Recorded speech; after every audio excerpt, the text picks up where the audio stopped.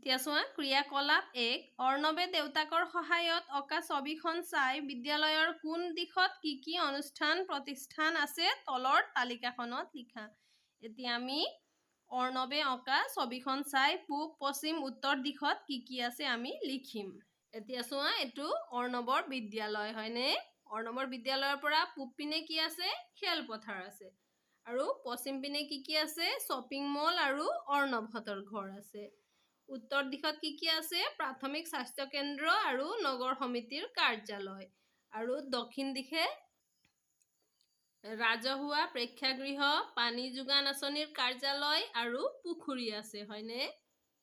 এতিয়া চোৱা আমি পূবত লিখিছো খেলপথাৰ, পশ্চিম শ্বপিং মল আৰু অৰ্ণৱহঁতৰ ঘৰ, উত্তৰ প্ৰাথমিক স্বাস্থ্য কেন্দ্ৰ আৰু নগৰ সমিতিৰ কাৰ্যালয়, দক্ষিণ পানী যোগান আঁচনিৰ কাৰ্যালয় আৰু পুখুৰী।